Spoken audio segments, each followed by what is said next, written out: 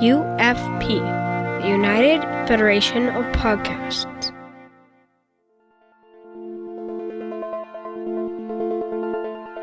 Infinite diversity.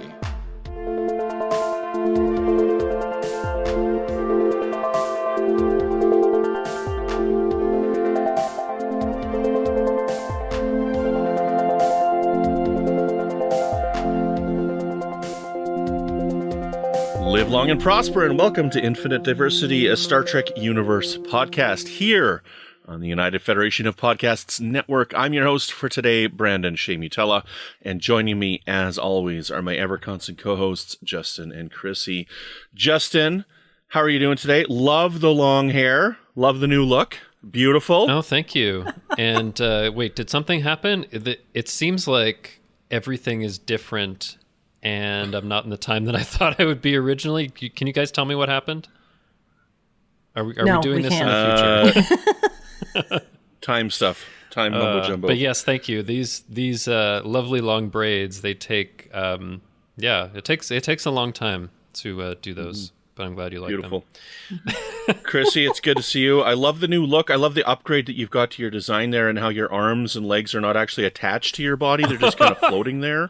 It's so that's useful. Really fascinating. So useful. I don't have to get up for the remote anymore or to get, another soda or something. So would those be detached limbs? Yes. Sounds like it. Oh, boy. Yeah. It's really interesting. It makes you go faster, I guess. Yeah. Don't have to worry about that warp barrier, warp 5 thing. Yeah. I know you're making fun of Yes, it, but I love detached nacelles, so you can't change my mind. Chrissy A. It makes no Chrissy A. sense, but yeah. You're the Chrissy A now. Okay, that worked. Excellent. Well, today we're discussing our favorite characters from season 3 of Discovery, because yes, there has been 3. Can you believe it? 3 yeah. seasons and a of the fourth show. one is Fourth coming. Yeah. It's awesome. Fourth one coming. All But the before we people that jump into didn't think topic, we'd like to Discovery take would a moment. make it even to the first season, so there. Yeah. Well, I just read the other day that Kurtzman was fired again. Oh my Again, God, I saw know. that He must too. be tired of What that. the hell? Yeah. Anyway. Before we jump into our topic for the day, we'd like to take a moment to thank our Patreons and the patrons who make our show possible, particularly our associate producer, Justin Oser. That's That's me. you. Yay, Yeah. thank Yes. you. Glad to support the network and the show. You're an associate. Ah, that's Good good. one. So you're putting more puns in because the Trying. email we got last time. Trying. I'll try as well. We'd love to add your name to this list, and we can do that with your monthly Patreon subscription of just $10 a month by going to patreon.com/USPEarth. And please do it, And, because it's getting embarrassing for it to just be me at this point that gets Yeah. called out every episode. I love supporting Yes. the network, but please join us. Any news in the last hour, Justin? Let me check. No. Because we record okay, these good. together. There is no news, even though this is a week apart. And hopefully nothing big will happen before this one comes out on July 20th. We'll see. But there will be news in 3 days, I bet. Yeah, Yep. 3 days from when this drops. Likely. There indeed will be. Because we have that Comic-Con from home panel. Yeah. So, where they're talking, what is it, Lower Decks, Lower Decks and Prodigy? Prodigy, which is awesome. Yeah. Excellent. We will talk about that. Sadly, without Next you. Awesome. Okay, well, let's just jump right into our discussion then on favorite Discovery Season 3 characters. And, Chrissy, what are some initial thoughts you got for Season 3? Season 3 is a little fresher in my mind because it was more recent. I haven't had a chance to do like a total rewatch, but yeah, I loved the soft reboot. What else can I say about it? It was a wonderful way to get out of the potential problems with keeping to canon and history that a lot of people were complaining about that I didn't see a problem with, but they got out of it anyway. And they did it well, and now we have this whole new universe to explore, even though it's the same one we've been in. Mm-hmm. Justin. Yeah, when season 3 was first airing, I was so excited about it because I, as I've said, I really love what they were doing the first 2 seasons, but to take it that far in the future, it really just opened up the world and they could kind of build out what they wanted for that. And I'm in the middle of rewatching season 3. I've rewatched the first 11 episodes, and there are some really great episodes in this season. There are a lot of favorite episodes, probably especially Unification 3, which again was one of my favorite episodes of all time, and that was awesome to watch. I just love what they built up. I love the characters that we got, because we do get some new 32nd century characters to interact with our characters that have come from the 23rd century. I just think they did a great job of kind of introducing us a little bit to this, in a way, whole new universe, but there's still more to explore in season 4 and hopefully beyond. And I just really loved what they were doing. I think I said last time that I might now like season 2 a bit more, but I don't know. Now I'm not so sure. I just love it. I think in the last hour you've changed your mind. Yeah, I may have changed my mind in the last hour, but no, there's a lot that I really love about season 3, and just, knowing that everything is now a prequel to Discovery season 3. Oh, yeah. Yeah. I like that. Excellent. Awesome. Well, yeah, I loved season 3. It's definitely my favorite of the show. I think they hit the ball out of the park with a significantly high average this season. Mm-hmm. And I thought they had lots of great stuff going on, lots of great characters, lots of great storylines happening. And it really makes me excited for season 4. Mm-hmm. So let's jump into our characters, and I am going to go first. Okay. So as host, you can do that.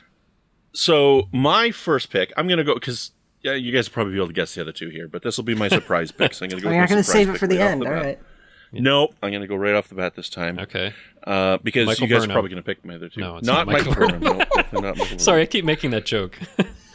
But it is somebody with longer hair. It is somebody with longer hair. Oh, let me think who has longer different. hair. Who has longer hair?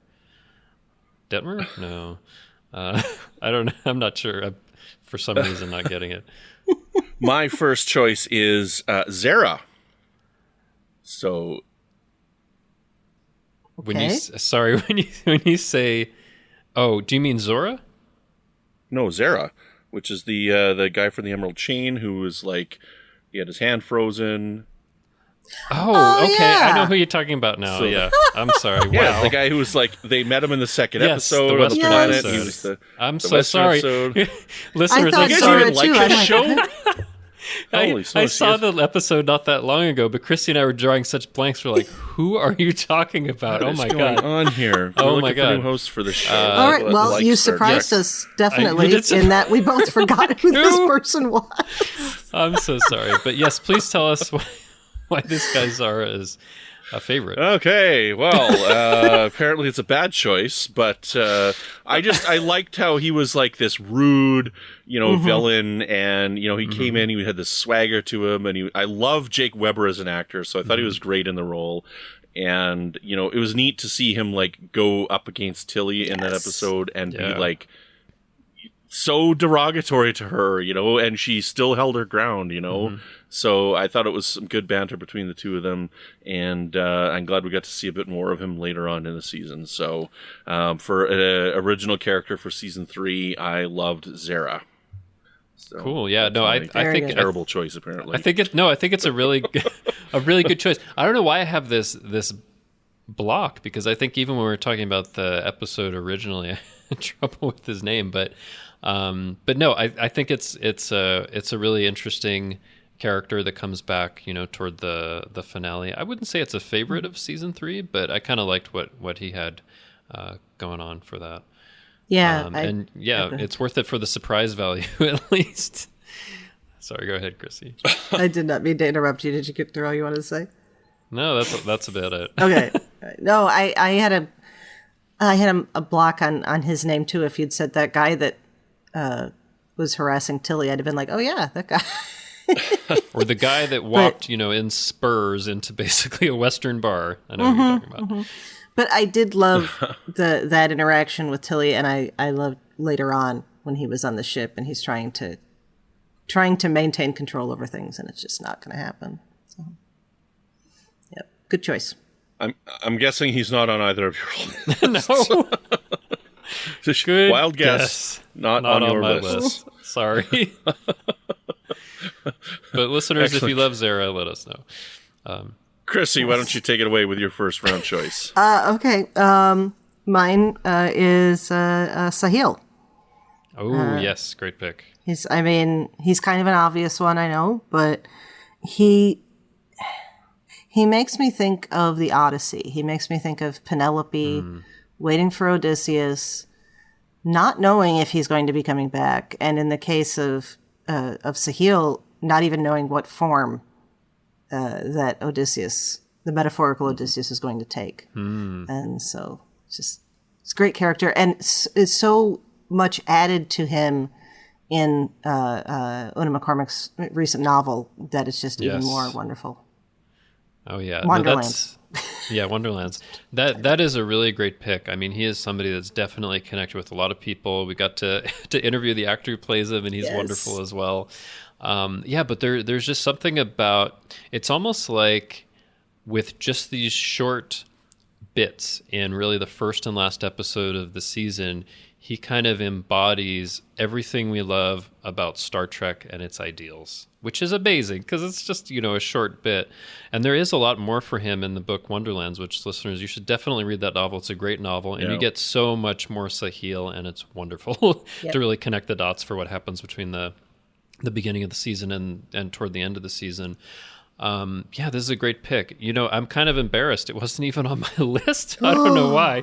Wow. Oh God, I'm terrible today, but I just have to admit in just full honesty that for some reason, like when I was thinking about it, he wasn't on my list, but I love the character and that should have been a pick for me. He's so there that you don't even have to say him. Yeah. Yeah. He's on my honorable mentions. He's not in my top 3. He would be probably number 4. Right on my list if I like ranked more than the 3 that I had. But we were talking off mic before about the Wonderlands book, and I said how great a job Una McCormack had done in capturing Burnham's voice in that book.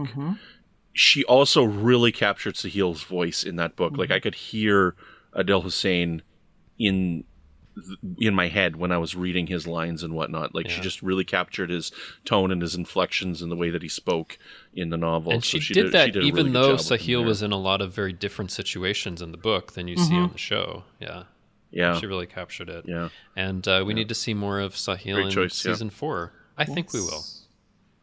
I hope we will. Hopefully. Yeah, great choice.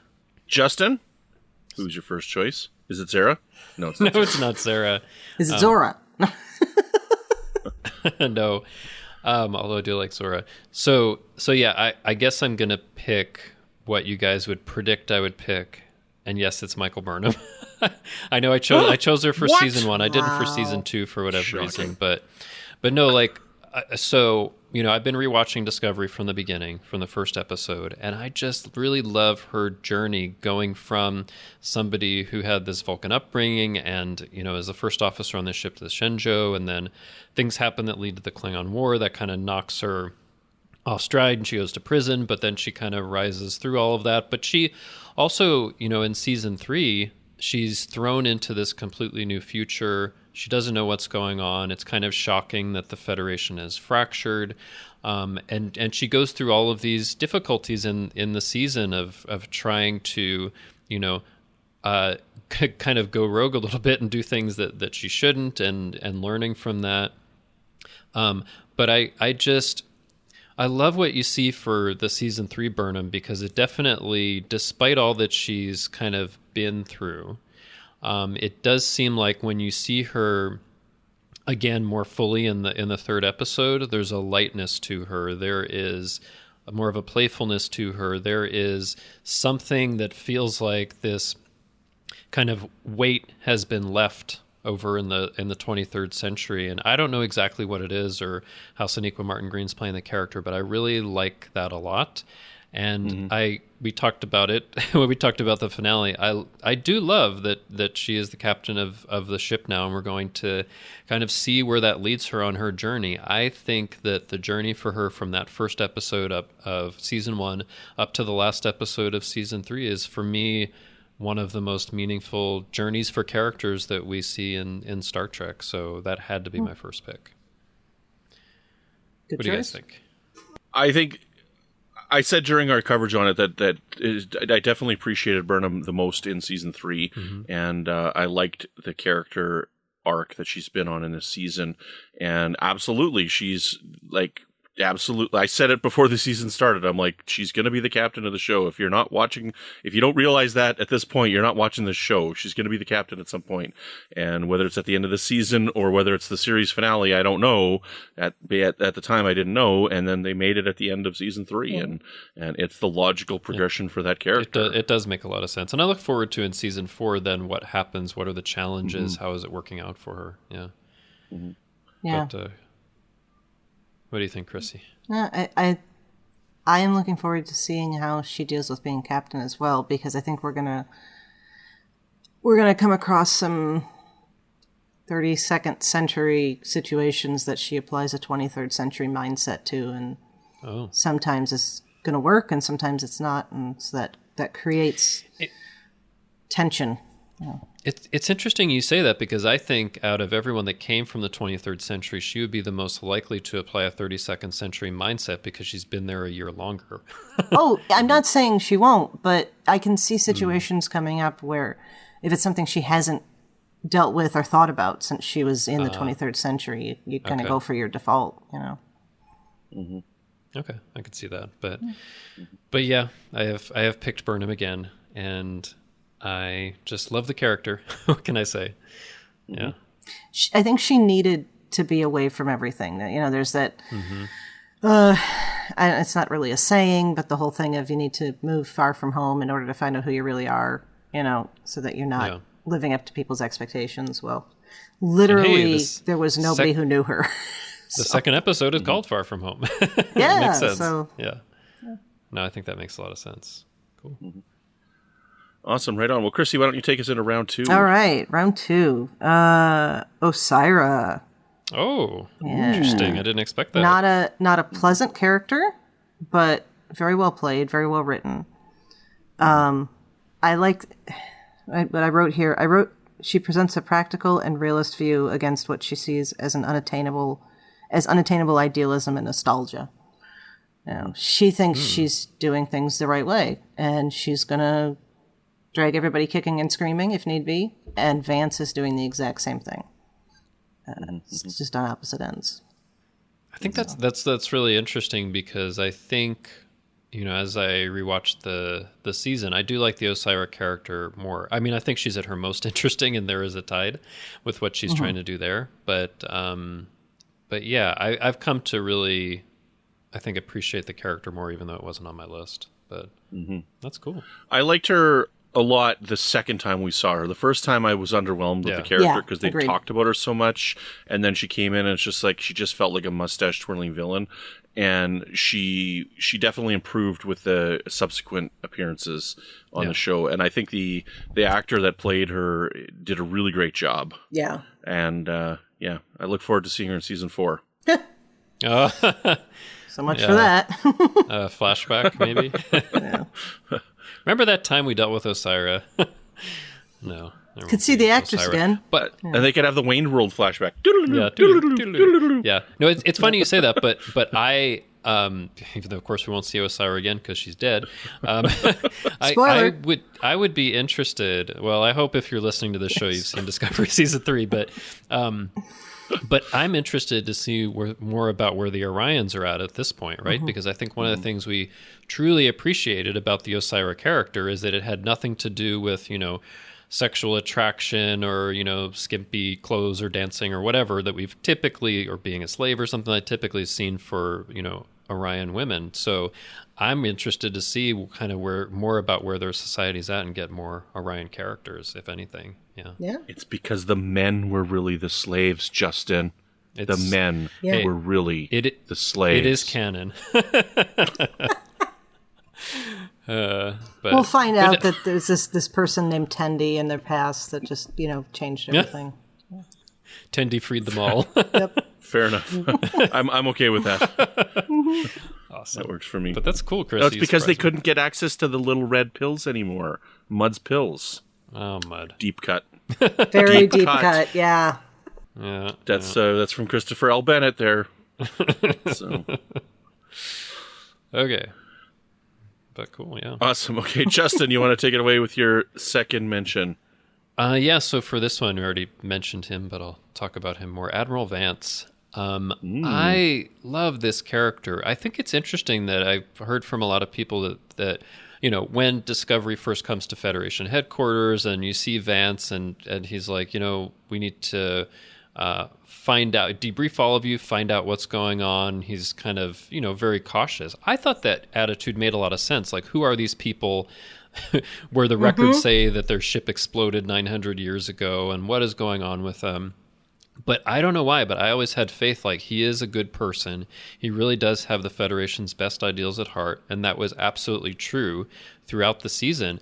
And what I like about him as well is he can very much adapt to the situation, right? Like, I think there'll be some circumstances where he'll be like, I really wish you would have done this a different way, or, I'm disappointed that it was this, but now that we're here, tell me more, or okay, I will authorize that. There's several points in the season that are like that, and I really like that. I feel like he's reasonable. He's not there, for his own power or something like that. He really does have the Federation's best interests at heart, and there's a ton of things that he's juggling in this very complex situation. So I really love the character, and I think we will see more of him in season 4. No reason why not. Well, yeah, he's one of those characters. He had a very interesting description online. So we in Star Trek we've had admirals and we've had badmirals and we've had goodmirals, and people were calling him a dadmiral. I could see that. Yeah, he's just like the wise father figure, kind of. Yeah.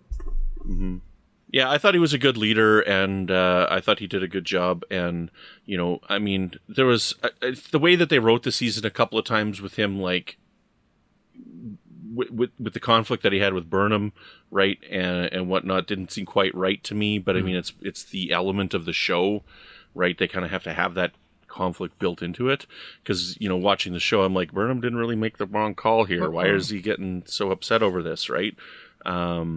But I think the character was great, and I think Oded Fehr is a great actor, and it was wonderful to see him on the show. So, and he just has a great voice. I could just listen to him say anything, really.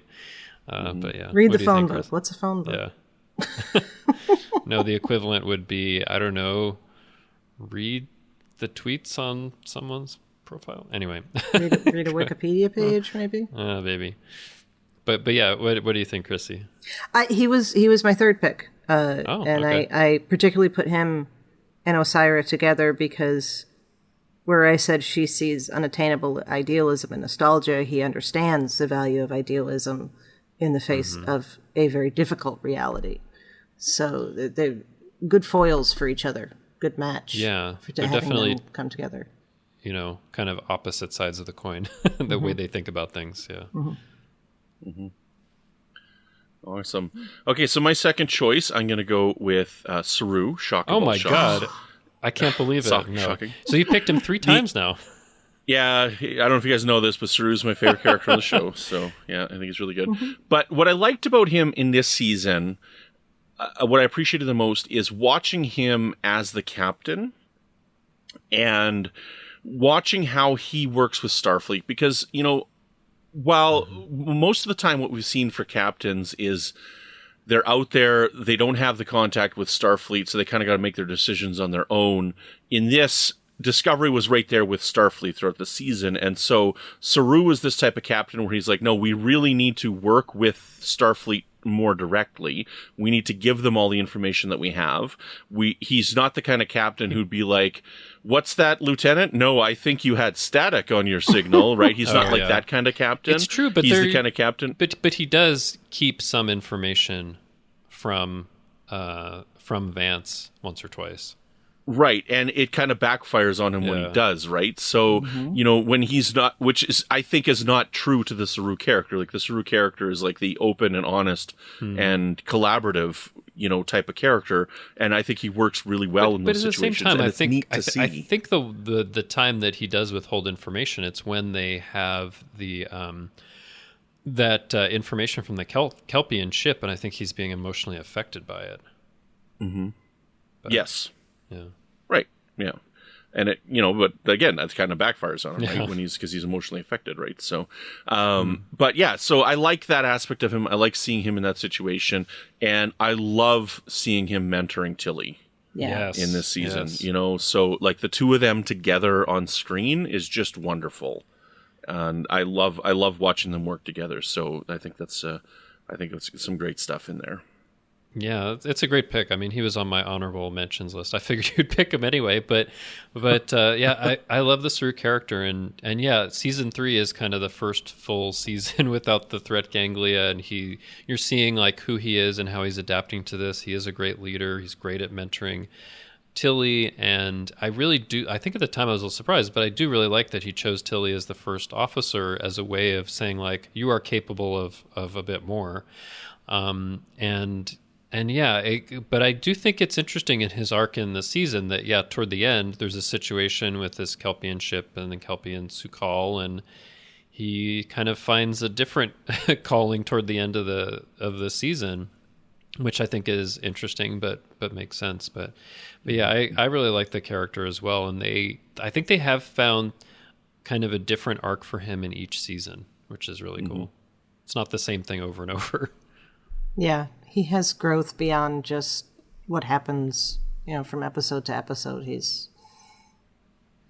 growing further than that. I can't think of another word. Yeah. But, I actually think, I don't know, maybe we speculated about this before, but I think it would be interesting if he was like, the ambassador to Kaminar or something like that. Take on some role that keeps him with more of a connection to the Kelpians, but also with Starfleet. But yeah. That would make sense. Yeah, I don't know where they're going to go with him. I would like to see. So, I just told you guys how much I loved Living Memory by Christopher L. Bennett, right? And I mean, while there are elements when the characters meet up, like the two stories are kind of separate for a lot of the book. And like, I would like to see Saru on Kaminar for like 4 or 5 episodes and, stuff going on Discovery for 4 or 5 episodes before those two stories meet. I would really like to see that. So that would be will we get that? I don't know. But I would love to see that kind of thing, So I love character building and I love characters in storytelling. And I want to see character episodes in season 4. And I mean, based on the trailer, I'm not sure that we're going to get that. I think we got, massive galaxy ending consequences again. But, I think that's what we're going to get for the rest of the seasons of the show is we're going to have some major, major catastrophic event every season. But what I'm most interested in as well, I'm interested in both, but I'm interested in the Kelpians, but like what's going on with the Baul? Because we find out that there's, this Kelpian Baul alliance and, the way that you see the Baul in Sound of Thunder, they're very just like kind of frightening and even just like very abrasive through the universal translator. I have to admit, in all of Discovery, that was probably the hardest thing to actually like for me to understand and hear from my ear because it was very abrasive. But I want to see what's happening with the Baul as well, because what is that like now, 900 plus years later? Yeah. Do they still look like the thing that killed Tasha Yar? Yeah. I don't know. Maybe they do.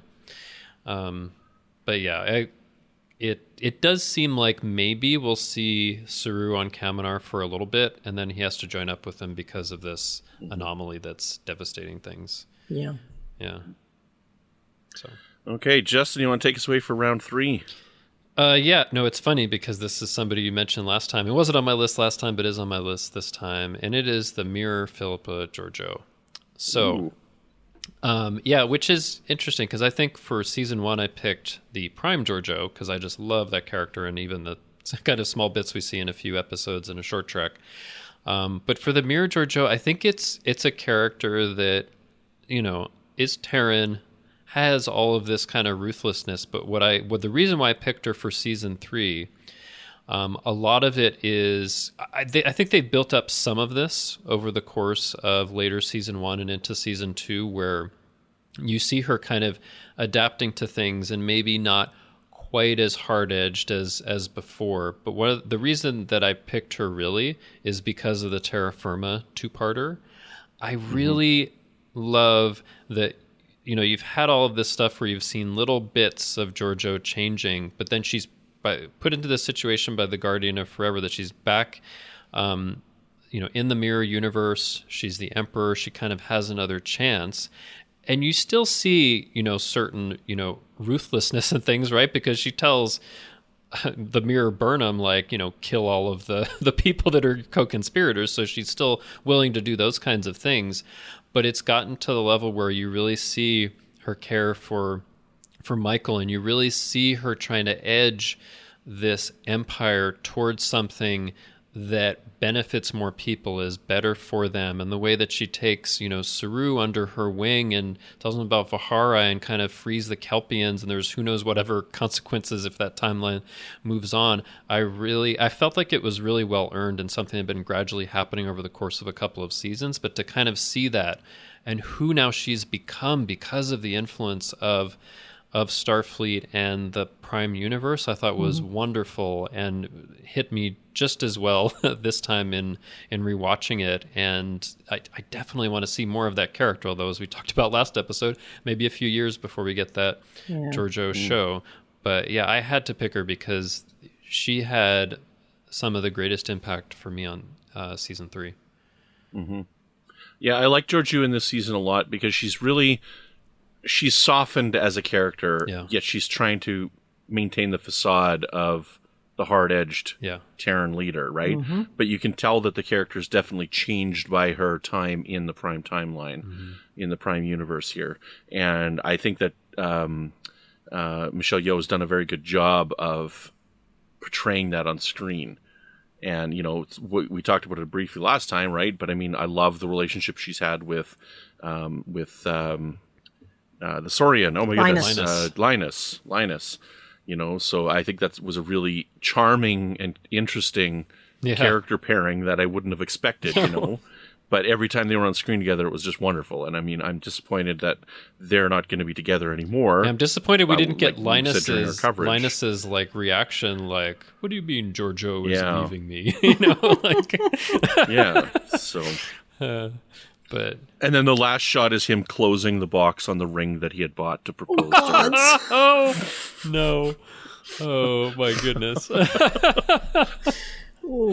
But yeah, that was something where we don't get to see a lot from Linus, but he was very open to it. He was like, "Oh, this is a fascinating person. Let's see what happens." No preconceptions of who this person is and what they did, and he literally doesn't know. So. Oh, that's true. I'm sure he does. That's sure somebody told him. But if you think about it, you're kind of going from a character that when we met her in season 1 was, ruthless and responsible for lots of death and suffering and genocide and all that kind of stuff, such that I think a lot of fans are really uncomfortable with having that character kind of move forward. But I think there's nothing that can really truly excuse those things, but I think there is something to be said for it's a very different place with very different rules and very different things that you learn. But I think she has managed to really learn a lot and go at least some way towards some kind of redemption, and I really like that. And I think, and I hope, when she is on her own show, that'll kind of continue. Yeah. Yeah. Anything else you want to add, Chrissy? No. Good. No. Looking forward to seeing her. Green light that show. Yeah, make the show happen.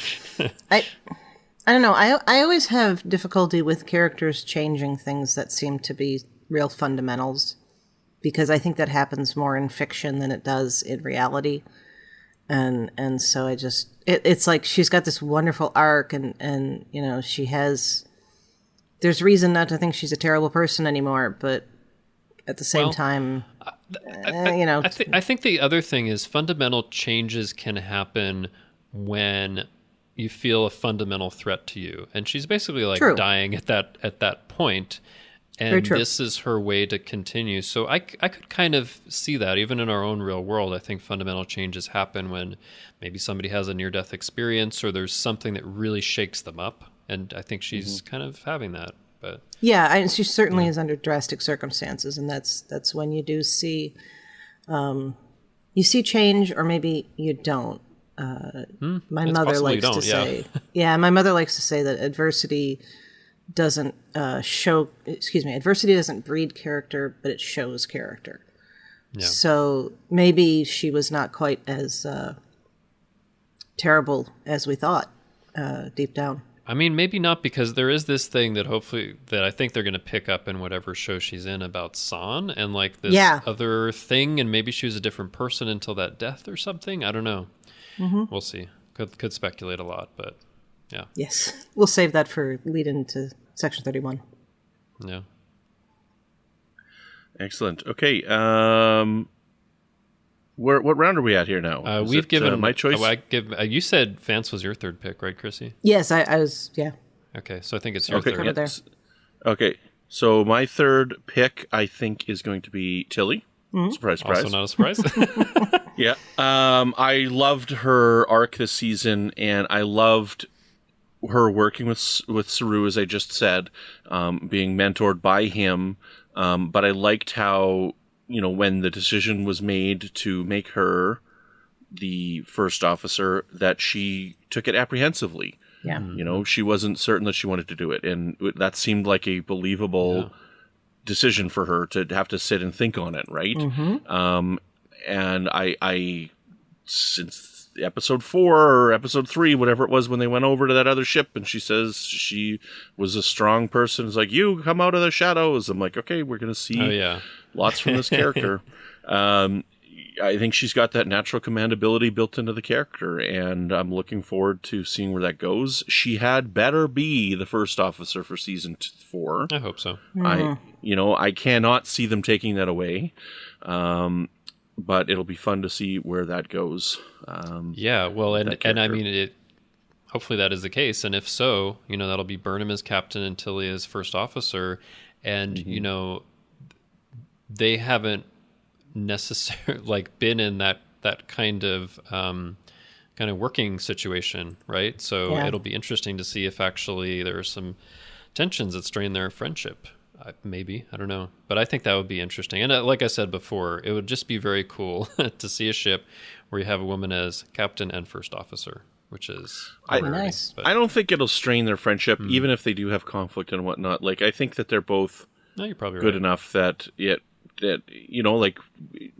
whenever they had tensions on Voyager between Chakotay and Janeway, it never jeopardized their friendship, and same with Riker and Picard. In the end, it did, and I think in Voyager there are places where it definitely jeopardizes their friendship, but like in Scorpion. There was times where there was tense situations, but I never really got that it jeopardized their friendship or anything. There were times, I'm rewatching Voyager now, and there were times when maybe it was Scorpion or maybe it was something else where Janeway felt like she was completely alone and not supported by him anymore. But anyway, we'll see what happens with Discovery. Both of those are examples of people who had the working relationship first, though, not the friendship. So that does make a difference. Okay. Well, then a comparable thing then would be like Dax and Sisko, or McCoy and Kirk, right? So yeah, that's true. Yeah. So they were able to butt heads and still not have any worries about their friendship. So I would trust that they would write that for these characters as well. Okay. Yeah. So sounds good to me. Let's see it. Do we have season 4 yet? Oh no, it's not until later this year. Yeah. We know that that's this year, though? They have said this year. They haven't given a date, but as far as I can tell, maybe that means end of December for the first episode. Yeah, they've said late this year, which is, I think what seems most likely is we'll get Lower Decks from August to October-ish. We'll get Prodigy from October to December-ish, and then we'll get Discovery from December until whatever that is, February or something like that. Yeah. And then the question is Picard or Strange New Worlds first? I think Picard, because we've had a trailer. Yeah, so I think so. Yeah. But we'll see. Yeah. Okay, honorable mentions? I always have a few, but Chrissy, do you have any? I do. Adira. Oh, yes, Adira. That's great. They're an interesting character. We're going to be learning more about them. Undoubtedly, we don't have to put that in the hope category, and we'll go from there. The mix of the Trill and the human, I think, is going to have some interesting elements. And the mix of the relative inexperience versus the wisdom that we kind of saw with Ezri Dax. We did not see it with Jadzia for the most part. Yeah. But we kind of saw that with Ezri, and so I think we'll maybe see a bit of that here too. It's a great pick. I love the Adira character. Somehow that didn't come up on my honorable mentions list, but I think there's just a lot of really great characters in season 3, and yeah, the mix of the human and the Trill is really interesting, and what they're going to learn from those past hosts, and yeah, maybe it will be more like Ezri, which I love. What Ezri goes through as well. So yeah, that's a great pick. Yeah. It's going to be interesting to see their journey going forward, for sure. And we already know that they're coming back for season 4. So. Yeah. Maybe as a main character, I guess we'll see. It seems like. Maybe. Yeah. We'll find out. Cool. That's great. And then Carl the Guardian. That was just fun. Carl the Guardian. I do love that. I mean, it's kind of, it had an obvious feel once we figured out what was going on, but it was still cool. So, I was going to say something interesting. So, last time with season 2 characters, they were all ones that originated in TOS, and for your main picks, they were all ones that originated in Discovery. But this is true. But Carl is not. Except for Carl. Yeah. And then, well, Carl originated in Discovery. Carl was not in the original series. True. Carl's a Discovery creation. It's the same. So. It's the same thing, Brandon. He's the Guardian. The Guardian could have come up with a new personality.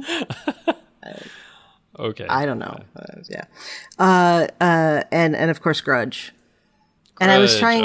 I spent an hour this afternoon trying to get one of the cats to just meow into my phone so that I could create a little thing that says, "Who's your favorite character?" And it would be Grudge. But would they cooperate? No. So. Grudge. Grudge, I think Grudge is a lot of fun, and we thought at some point maybe this is like some shape-shifting entity or something. I don't think that's what's going on. I think it's just fun having a pet cat, I guess. Yeah, I lost that idea reading Wonderlands. But I really want them to have like an episode from Grudge's perspective, or a short trek or something like that, because that would be fun. Yeah, like they did with that. Like the Star Trek comic when Porthos went through time. Porthos, and the Spock comic too. But I do really like the idea of something like that from a perspective you wouldn't expect. But I don't know if we'll get that. But Grudge, that's cool. Yeah. Yeah. Well, that's I prefer my list. Porthos. That's okay. They're both cool. Dog people, cat people. We can still all get along. I prefer Butler. Butler's a little big for dog for me. I'm not a huge fan of a dog that. What's the George Carlin line? I'm allergic to cats. Don't get a dog that's so tall that you can look directly into its butt. He's got a line something like that, and I'm sure it's more crass, but it's just, I think it's a good rule. Okay, Justin? Okay, so somebody we didn't mention that I really like is Book. I think Book is a really cool character. Yeah, I know, like a main character we didn't mention. But I think Book is a really mildly important. Yeah, he's a great character, and I'm sure we've talked about this before, but Book and Burnham together are much better than Book and Tyler. And then, sorry, not Book and Tyler. Well, Burnham that too. Oh boy, than Burnham and Tyler together. I just love this person that is very much molded by the aftermath of the burn and being a courier and all of that. And you can see, especially in the Discovery novel Wonderlands, which I'll plug again, how he kind of gradually changes from what you really see in the first episode into what you see in the third episode and later. I love what he does to, save these endangered animals. I think that's amazing and something we don't see enough of in Star Trek. And I'm also very interested by his kind of empathic abilities to ask, other creatures to do stuff for him. I think we need to explore that more. But most of all, in season 4, let's stop teasing about how he got this name, Cleveland Booker, because they just keep teasing that. But we are never going to find that out. I think we might in season 4. Nope. He's fan of Cleveland sports teams. Is it not just a short form of Booker? Well, but the idea that it's that but he had a different name originally, right? Like they go to Quajon, he had a different name he was born with, but he takes on this name, maybe from someone else that that he's inspired by or something. Anyway, we'll see. Plus, he's not human, so what's Cleveland to them? I don't know. Something in the before times. Well, that's what I'm saying. It's not. Yeah.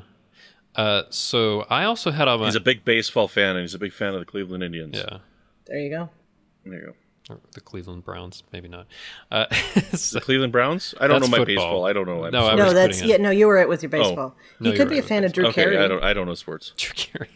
Anyway, we'll find out. I have a few more honorable mentions. Yes. I have Culber as an honorable mention. I think that, of course, there was the consequences from season 2 when he died in season 1. He was kind of reconstituted and trying to figure out who he is.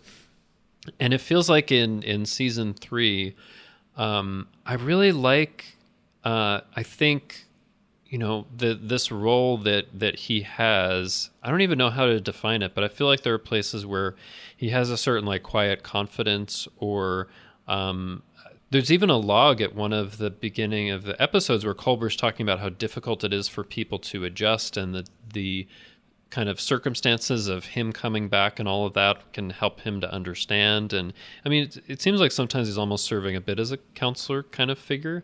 Mm-hmm. But I really like Culber in this season. I have a couple more. Sukal. I really like that character and appreciate that character, and the way that the character is played, I think is really great, and love his interaction with Saru.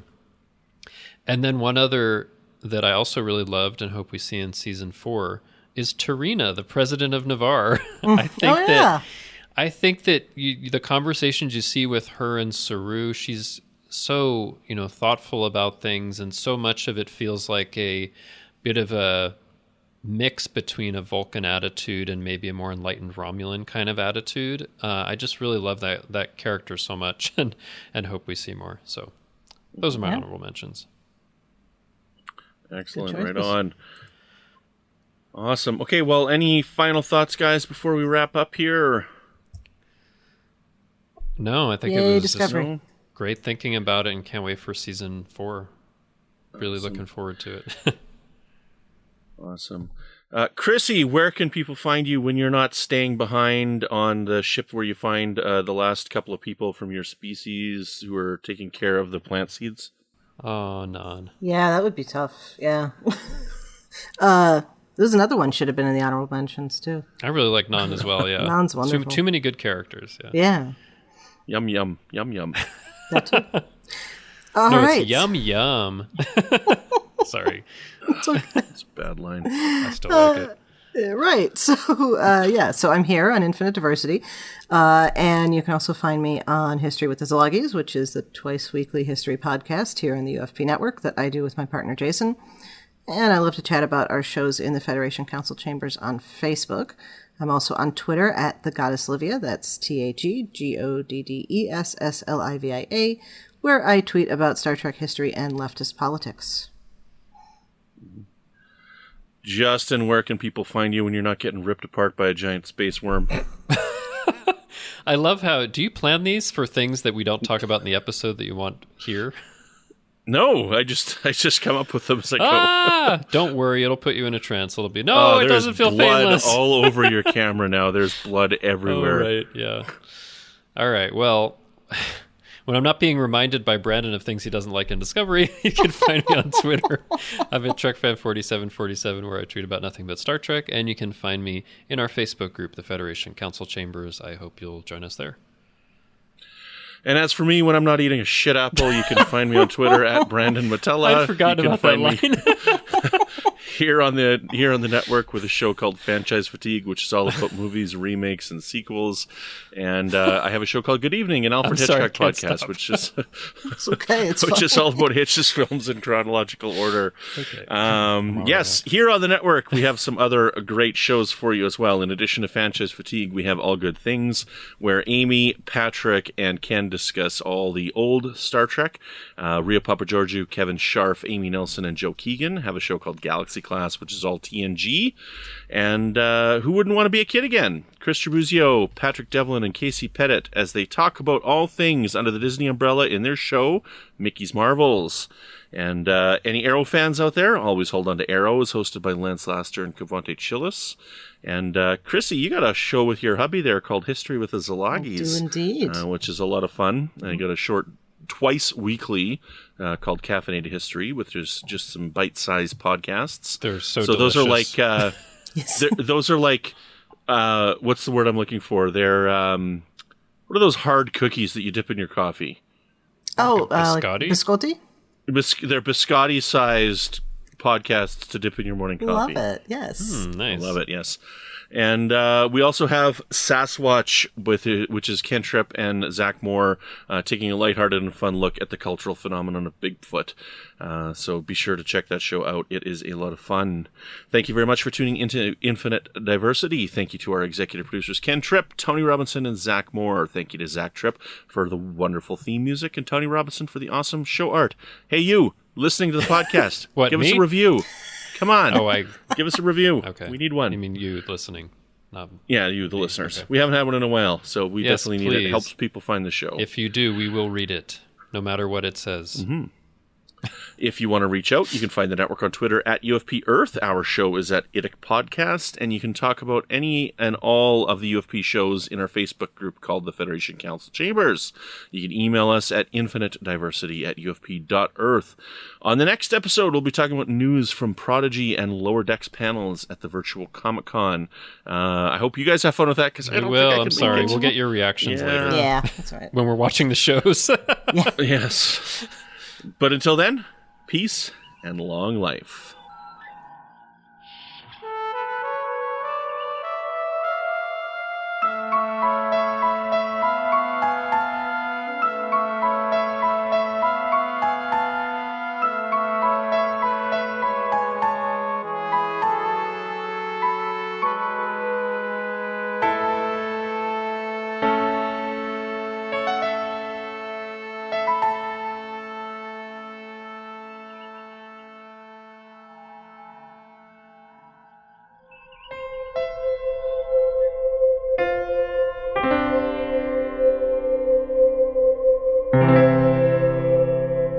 This has been a production of MTMR Media Works.